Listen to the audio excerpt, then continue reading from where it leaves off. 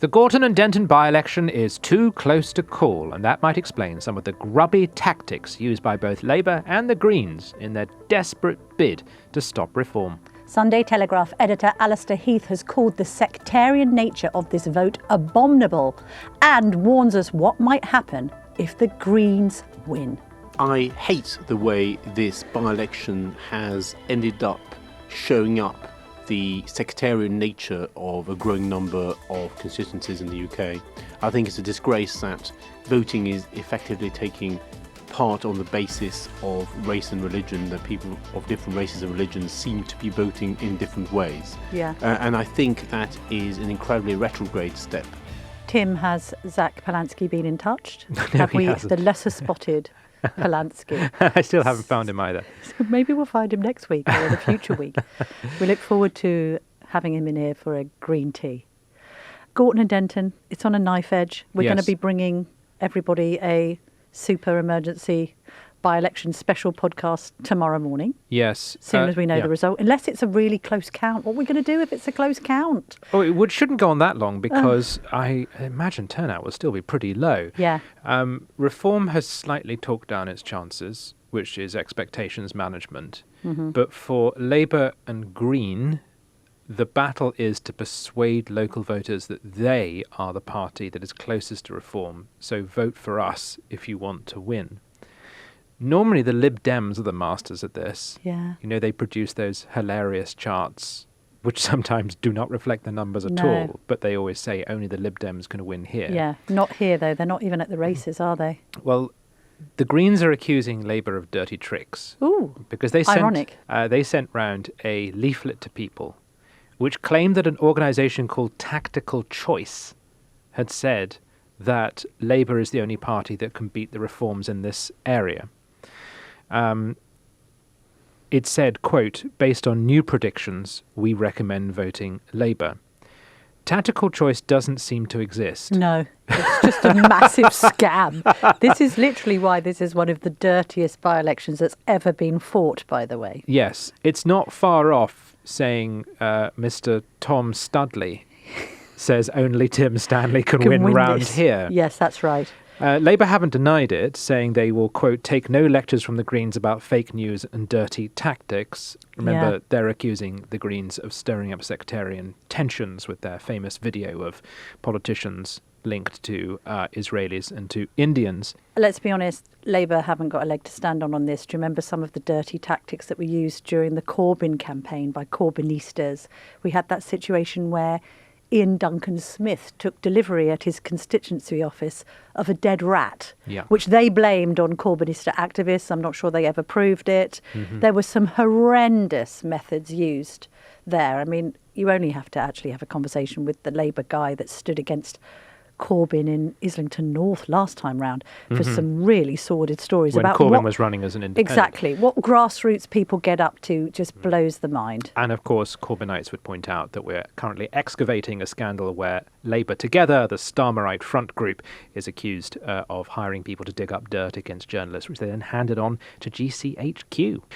Mud is being slung Everyone all over does the this. shop. Yeah. But actually, Tactical Choice doesn't exist. But two organisations that do exist, called Tactical.vote and StopTheTories.vote, have recommended voting Green if you want to block reform. And meanwhile, just to complicate matters, Sir Vince Cable of the Lib Dems that you just mentioned have advocated people voting Labour.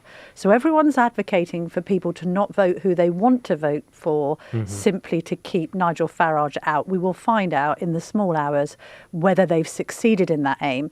Allister Heath, editor of the Sunday Telegraph and top columnist, has written a very, very punchy piece, basically saying that the sectarianism that has taken hold in Greater Manchester is a threat to democracy. So, Tim, earlier I decided to speak to him about it. Trigger warning, you're going to hear the nostalgic sound of me turning the pages of a broadsheet. To get to your column, which is going great guns online, I only want to have a look at it physically so that I can refer to it. Alistair, you're basically saying that this by-election has been an abomination. Explain. Yes, I hate the way this by-election has ended up showing up the sectarian nature of a growing number of constituencies in the UK. I think it's a disgrace that voting is effectively taking part on the basis of race and religion, that people of different races and religions seem to be voting in different ways. Yeah. And I think that is an incredibly retrograde step. Right. We used to have sectarianism in the UK up until possibly the 1970s in some bits of Scotland and bits of England. Yes. And we thought it all gone away, and tragically it has come back. And it's being weaponised in particular by the Green Party, which is specifically appealing to demographics on the basis of what these demographics are, not about what the people in them believe. And I think that is a travesty of democracy. It's not real democracy. Democracy is about debate. It's about swing voters. It's about convincing somebody that someone else's policies are good or bad. It's about rewarding a politician that does good things and punishing them when they do bad things. There's a feedback mechanism and so on. It's not about arithmetic. It's not about counting members of one group. And, if you win the demographic war, then you're elected, and if you lose, you lose. That is power sharing, and going down that road is a disaster for Britain. And I think what we've seen in this by-election is very upsetting. Tim was out in Gorton and Denton and tried to track down the Green leader, Zach Polansky, saw him. He gave many interviews to others, would not speak to the Telegraph. Probably hardly surprising. Just look at some of your description of the Greens in this. So we'll talk about the Greens first of all. You're basically saying, as we have already discussed on the Daily T, this complete departure from the Greens from environmental policy into pro-Palestinian support, following a playbook pioneered by far-left parties worldwide. The Greens, now led by Zach Polansky, are targeting a red-green coalition of white, woke progressives and the reactionary subset of the Muslim electorate. These may seem culturally incompatible, but they can be united not just by support for socialism, but their often virulent Israelophobia and prejudice. That is what the Greens are unashamedly pandering to. So I take your point. From a Green perspective, you could say, this is just good politics, OK? They've got a caucus of Muslim voters that they've got to win over from Labour. They've got a generation of young people who feel that the boomers and the Generation Xers have had it too good for too long. They can't get on housing ladders. Bless them, they're graduates, they're saddled with debts, they can't even get jobs. Probably as Zach Polansky dances around Parliament Square singing Tax the Rich, it may well appeal.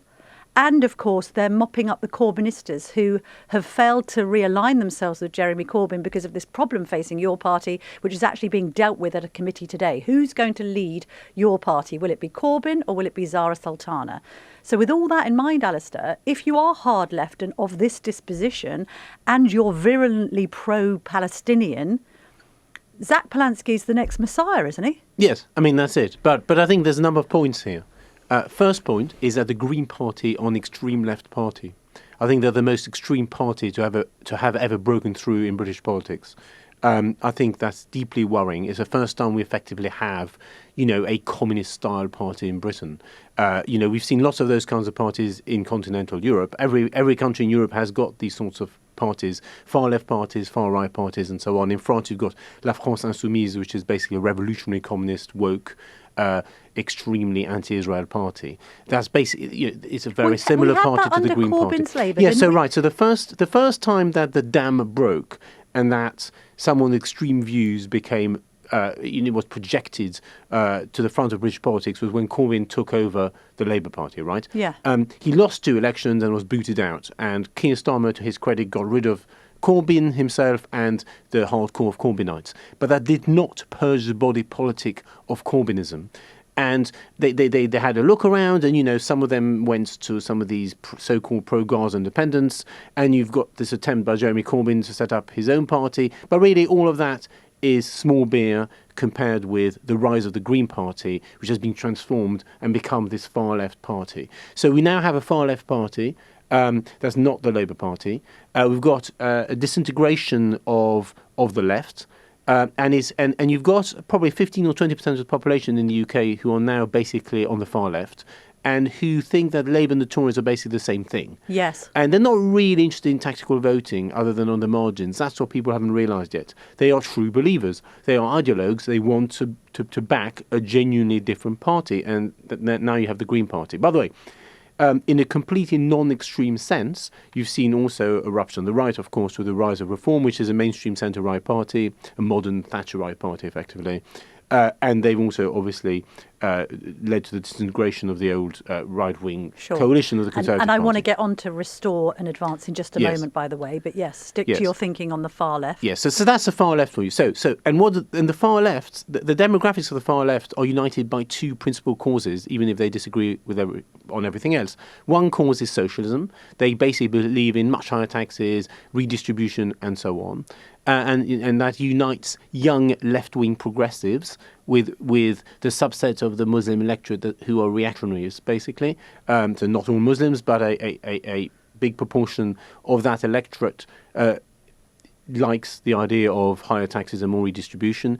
And those two completely disparate electors are also united by something else, something deeply worrying, which is extreme anti-Israel sentiment. They both believe, or many members of both those groups believe in the demented lie that Israel has committed genocide in Gaza, that Israel are occupiers. And many of these people believe that Israel is illegitimate and shouldn't exist. And you've got a vote of Green Party members coming up soon on determining whether they believe that Zionism might be racism. Which is just extraordinary. Well, Zionism is racism is one of these modern blood libels. Just like the false claim about the so-called massacres by Israelis, so-called genocide. And, it's a kind of thing that was dreamt up by the Soviets in the 60s and 70s and rose to prominence in those days and has now become completely mainstream on the far left in Britain. It's an extremely toxic vision. It basically says that Israel is the only country in the world that should be abolished, and everybody knows that if Israel is abolished, there'll be a massacre, a new Holocaust of Jews because, when you just look at the hostile forces surrounding Israel, it's completely crazy. It's an abomination. It's disgusting. It's despicable. But unfortunately, that's where it's all going. Okay, and look, I've written extensively about, for instance, the Green Party deputy leader Mothin Ali and his behaviour towards a rabbi in Leeds, and he appeared to, in part, celebrate the October the 7th attacks. He has a wife who is fully dressed in a niqab, and people have said, what have you got to do with environmentalism, in his support of Zach Polanski? So there's concern about that. There's concern about the appeal of the Greens to so-called Islamists. Square this circle, though, because clearly that Green offer purely on being virulently pro-Palestinian and by implication virulently anti-Israel obviously is a draw to Muslim voters. We had Matt Goodwin, the Reform candidate, on here a few days ago saying, I have actually got some Muslim voters supporting Reform. Why have right-wing parties not been able to appeal to Muslim voters who, to all intents and purposes, are socially conservative, Allister? Okay, these are people who are obviously very religious, extremely family-orientated, believe in a sense of patriarchy, are opposed to, certainly, homosexuality, perhaps gay marriage and other matters. They are people who want to be autonomous. They often run their own businesses. Why hasn't the right been able to capture some voters that really should be on their side? Because there's a number of very interesting points that you've just raised. By the way, just one thing. The fact the Green Party is called the Green Party is now only of historic interest. Yeah. They're just simply not in favour of conservation, which was the original aim of the Green Party. But it's handy if you're trying to win over middle-class blue wallers who think they're going to clear up the rivers and the seas. Yes, but I mean, they're basically proponents of the omnicause. As we saw with Greta Thunberg, she switched right from caring about the environment to hating Israel. Yes. So, I mean, there's this far-left omnicause which sort of allies every left-wing cause, and the Greens are now the main representative of that cause. It's not about the environment anymore. So that's the first point. The second point is, tragically, sectarianism is now the norm in British politics. So you ask, why do most Muslim voters not vote Conservative? Obviously, some Muslim voters vote Conservative. Some subgroups of the Muslim community are now very right-wing. For example, the Iranian community in Britain. is extremely right-wing. They are they're overwhelmingly opposed to the Iranian regime. When you see demos, anti-Iranian regime demos, you see thousands of Iranians, but you also see Jews there, and Yes. you see Israeli flags and the old imperial Iranian flag together. Yes. It's a very They're interesting perfectly sight. aligned. Exactly. Yeah. So you've got all that going on there. You've got all sorts of complexities. But yes, you're right. In the main, the Muslim electorate used to back Labour.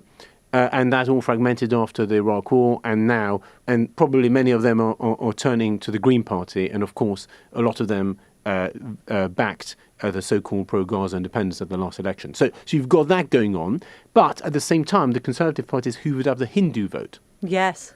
And in areas of very high Hindu concentration, those areas are now safe Tory seats. So you've got an alignment. Why Tory and not Reform out of interest? Well, for the right. Hindu Because population? Reform didn't used to exist. So I'll just come to that in a second. So you ended up in a situation where a lot of Jewish voters backed the Conservatives, and a lot of Hindu voters backed the Conservatives also. And now Reform are vying for those votes. But at the moment, as things currently stand, I think Reform have gained a lot of Jewish votes, but still not as many as the Conservatives. And that's even more the case in the case of the Hindu vote, which I think, for now at least, remains largely with the Conservative Party. But that's the point, right? You've got a situation where religion and race increasingly determines how you vote. I think probably Hindu voters at the last election are probably the most conservative demographic.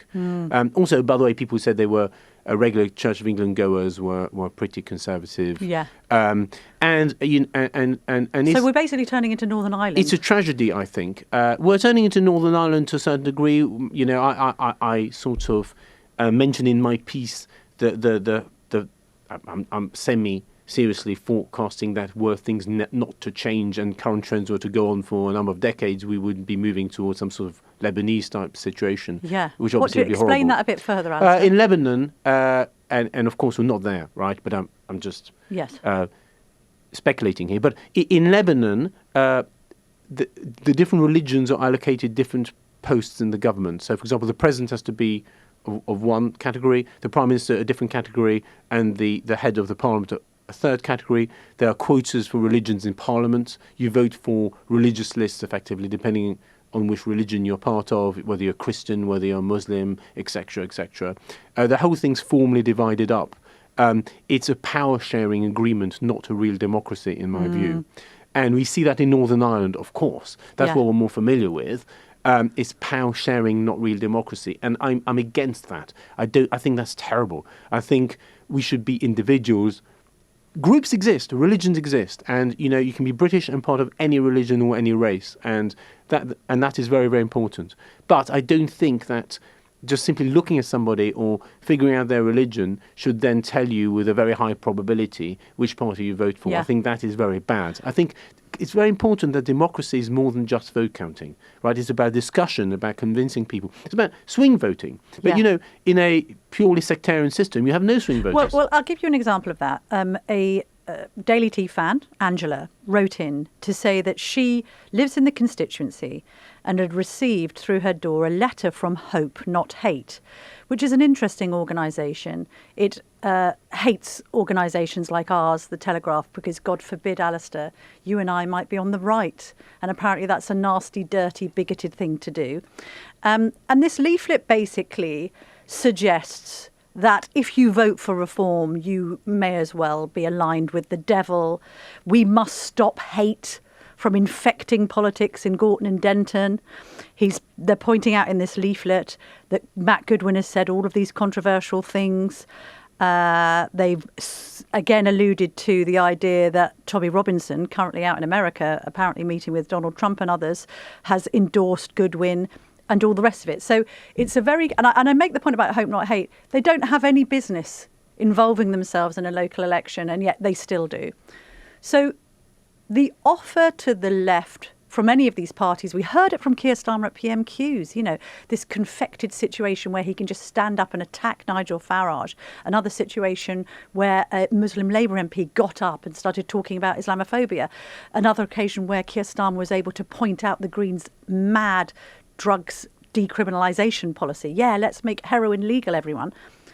we have all that in mind. We have these kind of external agencies pushing this narrative that basically, if you support a right-wing party, you are ergo a racist and shouldn't do it. That's the other layer to all this. It never used to be like that. Well, I mean, I don't know. I think British politics has been toxified for decades by a left-wing hegemony which has portrayed mainstream right-wing positions as beyond the pale, and that cancelled people who are saying legitimate right-wing things.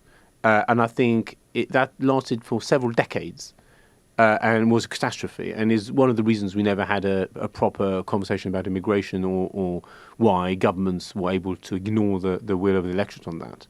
The BBC played a role in that, of course, sure. but others too. So I think that was very bad. I think actually the toxification has diminished. I actually think there's now more freedom of speech than there was, say, 5 or 10 years ago. And I think the Overton window shifted. But of course, the danger there is that you have extremists of the right, which also spring up. Well, let's talk about that, because we've got Restore now. Scarlett Maguire, pollster, who was on this podcast this week, has said that if Rupert Lowe's party, Restore Britain, gets just 3% of the vote, it could prevent Nigel Farage from becoming the next Prime Minister. We also have to consider that there's another political party on the right, albeit with less profile, and we can have a debate about whether Lowe's got any profile really beyond the Twitter sphere and Elon Musk's support. But Ben Habib's Advance UK, now that's controversial because Robinson's also endorsed it. It helps Farage to have parties to the further right of him to make him look more moderate and therefore mop up some of the blue wall Tories, correct? I think in a small way it does help him, but it's very, very dangerous because, as you say, if those parties were to get more than a trivial amount of votes, they will cost him seats.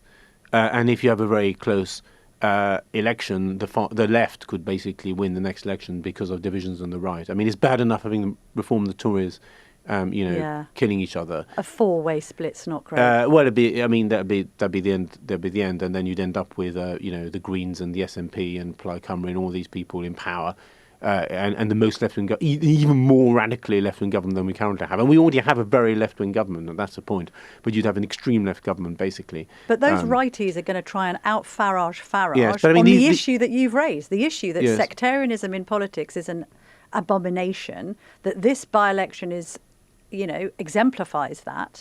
They're all going to be fighting for the vote of people who think that it is wrong that the Greens are standing on this pro-Palestinian, Israel-hating ticket. Yes, I mean, look, there are some people around on Twitter on the far right who are basically proto-fascists, who are the British equivalents of groypers, who are obsessed with the race. They are racists. Those people, they're very bad. I think every party should stay well clear of them. They're very toxic people. Now, they are a tiny minority of the population. Tiny. That's the important thing. And Nigel Farage in the past has managed to defang the growth of the BNP and others. Farage and Reform are mainstream. They are centre-right. They are basically an alternative to the Conservative Party. That is a very important point to make. Unlike a party like the Rassemblement National in France, which had fascist roots, had Holocaust-denying roots, but has now completely moved away from that under its current management, that party has never had any extreme tendencies. On the other hand, there are a number of people around on Twitter who do have extreme views. That is very dangerous. And it's bad enough having to deal with the far left, but if you're having to deal with the far right, we're in trouble. Allister Heath, thank you very, very much indeed. We will link your brilliant column to our show notes today. Thank you. If you're enjoying our journalism, why not sign up to From the Editor, our free email newsletter? Start your day with the latest news and opinion, plus our bite-sized puzzles. Scan the QR code to sign up free today.